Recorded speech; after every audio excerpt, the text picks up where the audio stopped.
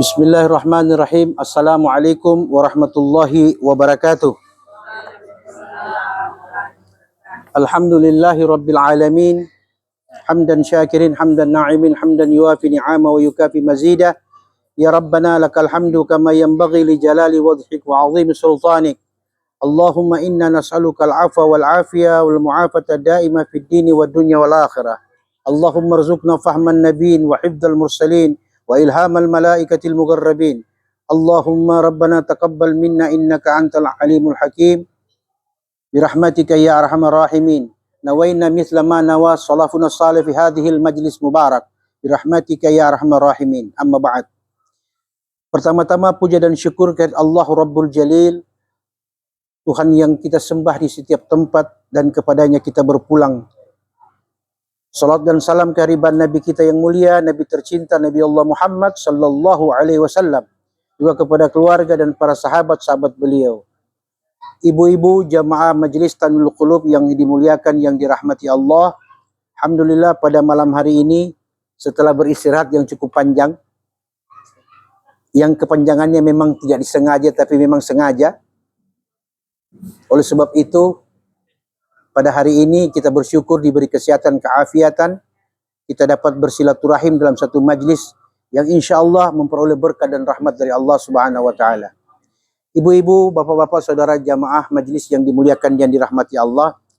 Materi kita pada hari ini yaitu yang berkaitan dengan dosa yang tidak diampuni dan tidak terhapus oleh Allah Subhanahu wa Ta'ala. Mari kita perhatikan dosa apakah yang dimaksud oleh Rasulullah SAW. Pada kesempatan ini, sebelum kita masuk pada pokok pembahasan, saya ingin membacakan dalam kitab Risalah Al-Amin oleh Abu Hasan Asy-Syadzili rahimahullah.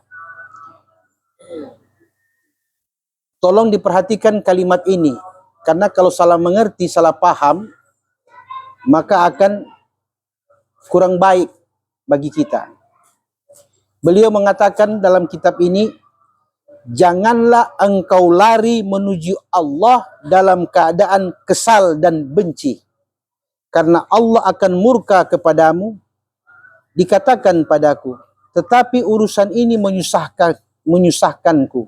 Aku jawab, kami berikan kepadamu kekuatan untuk mendidik, mengajar, dan memperlihatkan kepadamu sesuatu. Maksudnya begini ibu-ibu, kadang-kadang kita dalam pergaulan sehari-hari dikecewakan, disakiti, yang menyebabkan lahir rasa marah, benci, apalagi emosi. Atau kadang-kadang kita dalam keadaan galau, keadaan resah, kemudian kita datang di waktu sholat. Dalam keadaan seperti itu hati kita penuh dengan kegundahan, kegalauan, kerisauan, kebencian, hawa nafsu. Kita datang kepada Allah. Kata Abu Hasan Asy-Syadzili, seorang sufi besar, dia katakan, kedatanganmu di waktu itu Allah murka kepada engkau, karena engkau datang kepada Allah dengan kebencian. Bisa dipahami ini? Yang dimaksud yang bagaimana Ustadz? Perhatikan Quran surah Al-Bayyinah, Allah mengatakan, "Wa ma umiru illa liya'budullaha mukhlishina lahuddin." Tidaklah mereka manusia diperintahkan untuk menyembah Allah harus plong, ikhlas, lepas dari beban-beban duniawi. Karena apa? Hawa nafsu, kebencian, kegalauan, kegelisahan, kerinduan. Ini semua adalah bawaan hawa nafsu. Jangan engkau datang kepada Allah dalam sujudmu, sedangkan hatimu masih penuh dengan hal-hal seperti ini. Maka kata beliau, Allah murka dengan caramu seperti itu. Bisa dipaham? Jadi pertanyaannya sederhana. Bagaimanakah cara kita datang kepada Allah? Pertama, istighfar, minta ampun kepada Allah dulu sebelum kita sholat.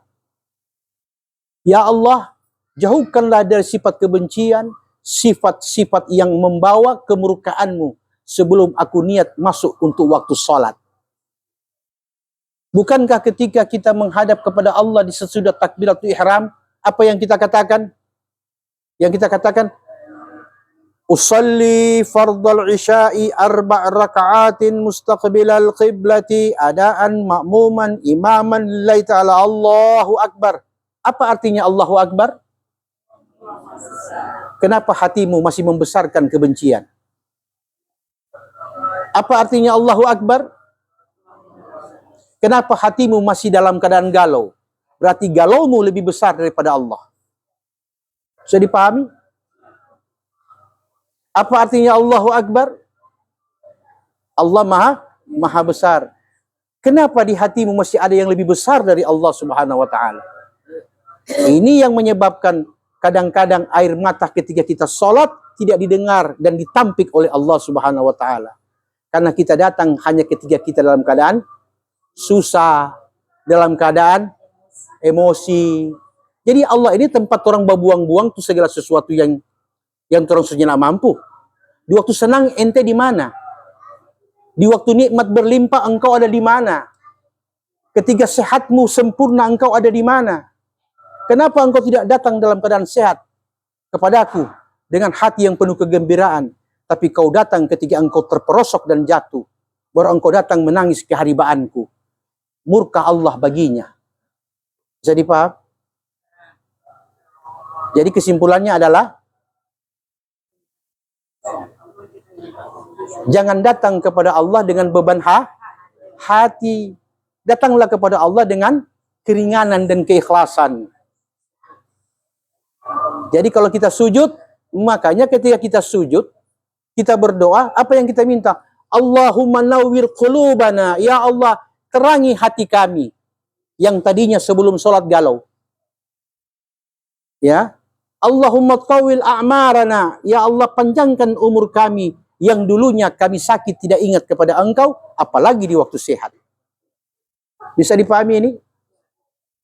Allahumma tsabbit imanana, ya Allah mantapkan iman kami, wa ahsin a'malana, dan jadikan amal-amal kami menjadi amal yang baik, bukan amal yang sekedar nanti susah baru datang kepada Engkau. Bisa dipahami? Saya mau tanya, waktu orang Somalis menangis di sajadah, Allah ada dengar? Tidak kan? Betul tidak? Seulang-ulang sambayang semua di situ ada. Mulai tahajud, mulai duha, mulai sholat fajar, gabliyah ba'diyah, sampai dia sholat wajib, keadaan tidak berubah. Kenapa? Karena yang belum berubah hati kita. Itu yang membuat sholat kita tidak memperoleh manfaat apa-apa selain hanya menggugurkan kewajiban. Pahalanya ada. Makanya Nabi bilang apa dalam sebuah sabdanya? Dalam sebuah sabda riwayat Imam At-Tabrani, Rasulullah berkata, "Inna minadz-dzunubi dzunuban la yukaffiruha as-shalah, la siyam, walal hajj, walal umrah." Qalu, "Fama yukaffiruha ya Rasulullah?" Qal, "Al-humum fi talabil ma'isha." Nabi katakan apa? Sesungguhnya ada dosa di antara dosa-dosa yang kalian buat yang tidak terhapus dengan sholat, tidak terhapus dengan puasa, tidak terhapus dengan haji dan umrah. Sahabat heran dan bertanya, "Ya Rasulullah, dosa-dosa apakah itu sampai ibadah kami tidak bisa menghapusnya?" Kata Nabi, ketika engkau mencari nafkah, engkau berkeluh kesah dengan Allah Subhanahu wa taala. "Ya Allah, kenapa sekarang ini sesunyi? Kenapa sekarang ini pendapatan sudah 50%? Mungkin gara-gara Irak dan Amerika, Iran." Kita berkata begitu kepada Allah. Allah bilang, dosa-dosamu yang tidak terhapus dikala engkau ibadah, engkau menambahnya bukan menghilangkannya. Jadi apa kata Rasulullah, kata sahabat, "Ya Rasulullah, kalau begitu dosa-dosa yang tersisa, yang tidak terhapus dengan ibadah, baik sholat, puasa, dan haji, dosa macam apakah yang bisa menghapus?" Nabi bilang satu, "Al-humum fi talabil ma'isha," yaitu engkau bersungguh-sungguh mencari nafkah dan pasrahkan rezekinya kepada Allah Subhanahu wa taala. Kurang engkau bersabar, lebih engkau bersyukur, cukup engkau tawakal. Itulah cara kita memperoleh rezeki. Sehingga itu yang menggugurkan dosa-dosa yang tidak terhapus dengan ibadah. Betul tidak? Berikut. Kemudian dia katakan, percayalah bahwa manfaat dan mudarat itu berasal dari Allah. Manfaat dan mudarat. Manfaat yang bagaimana itu? Manfaat yang bagaimana? Apa yang kita kerjakan ada manfaat. Mudarat apa itu? Apa yang kita kerjakan mendatangkan bahaya. Itulah mudarat. Salah satu di antara mudarat adalah fitnah. Siapa suka di sini difitnah? Siapa yang suka? Tidak ada. Tapi fitnah itu baik. Kata Quran surah An-Nur ayat 11. Apa kata Quran? Innal ladzina ja'u bil ifki usbatu minkum la tahsabu syarran lakum wa huwa khairul lakum. Sesungguhnya orang-orang yang datang membawa berita dusta, fitnah, itu dari kalangan kalian juga, tidak mungkin dari orang lain. Betul tidak? Mana mungkin saya memfitnah orang yang saya tidak kenal. Yang saya fitnah orang yang saya kenal dan dekat dengan saya. Maka kata Quran surah An-Nur ayat 11, sesungguhnya orang-orang yang datang kepada kalian dengan berita bohong, mereka itu datangnya dari kawan kalian, dari kalangan kalian. La tahsabuhu syarran lakum. Jangan kau kira fitnah itu buruk bagimu. Tidak, kata Quran surah An-Nur ayat 11. Wa huwa khairal lakum. Tapi pada hakikatnya fitnah itu lebih baik bila kau tahu hikmahnya.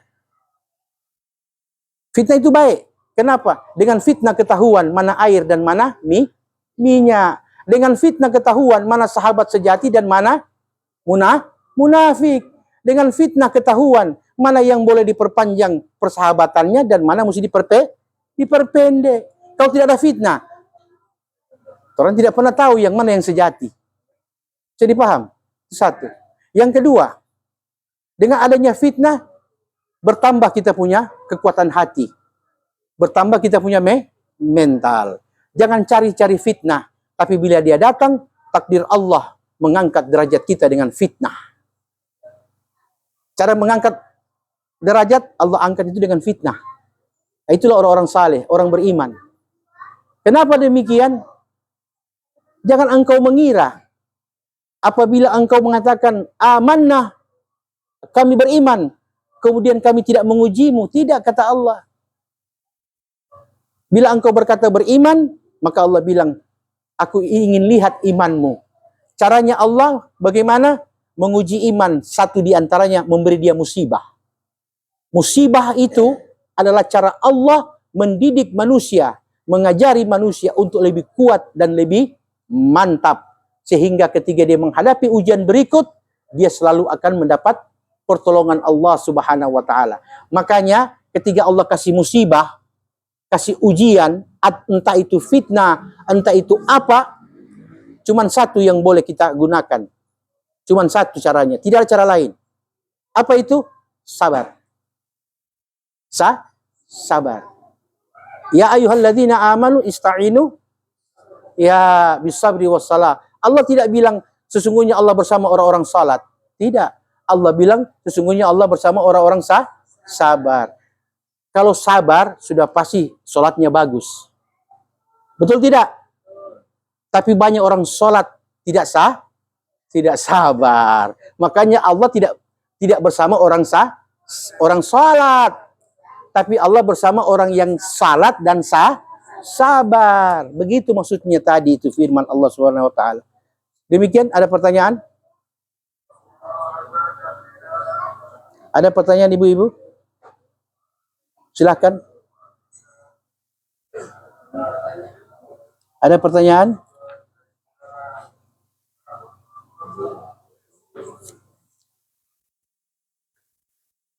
Baca doa makan juga kalau sebegini.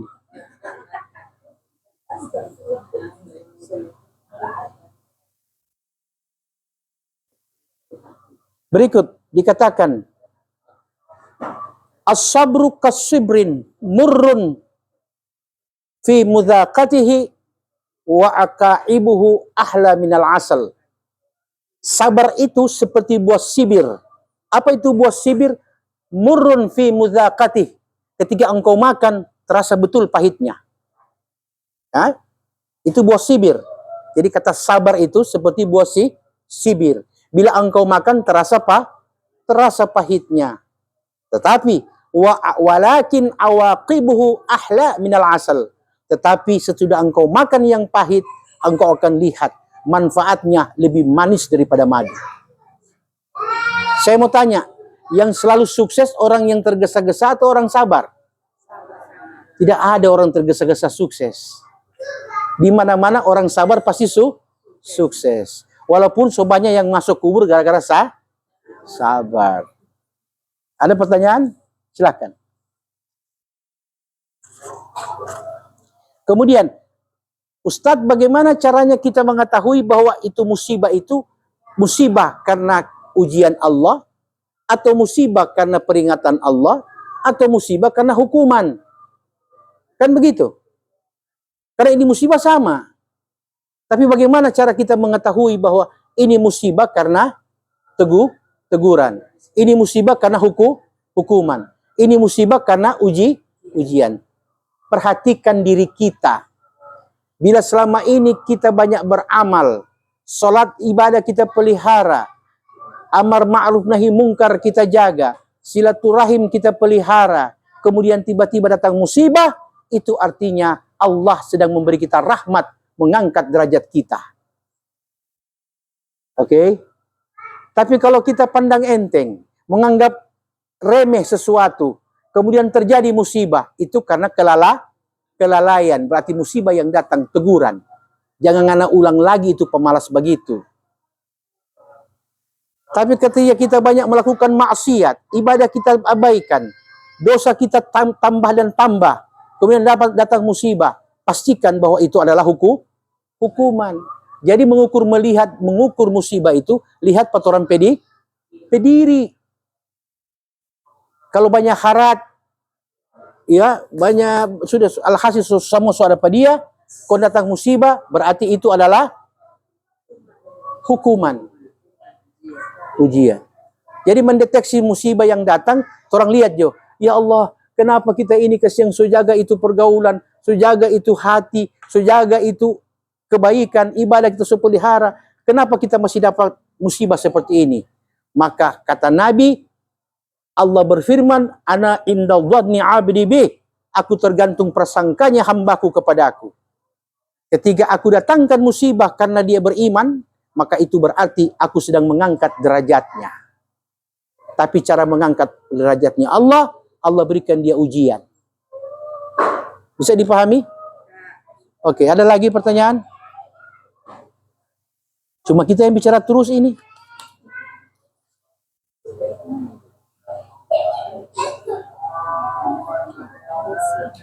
Silakan kalau ada pertanyaan, biar oleh yang lain tidak apa-apa.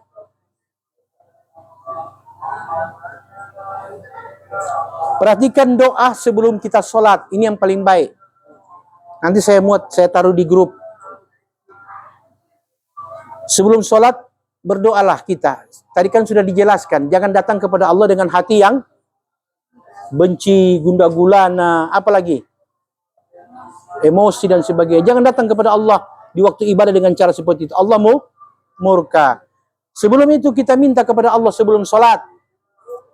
Begini, perhatikan bunyi doanya.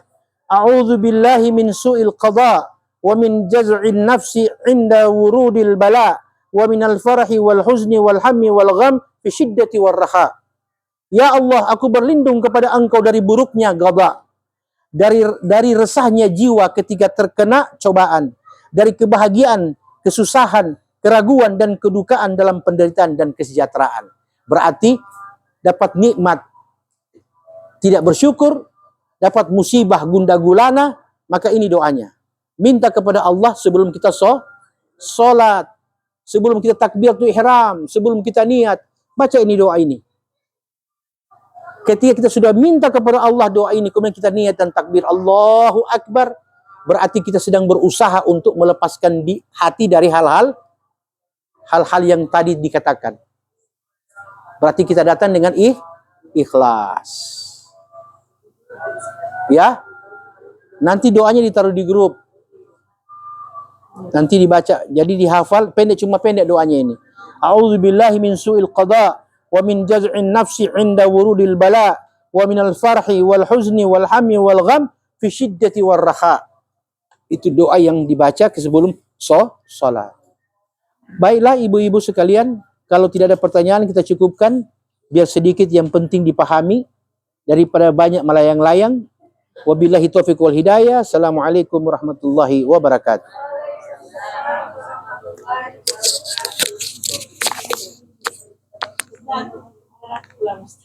Ya. Biasanya kan tidak ada masalah. Simat.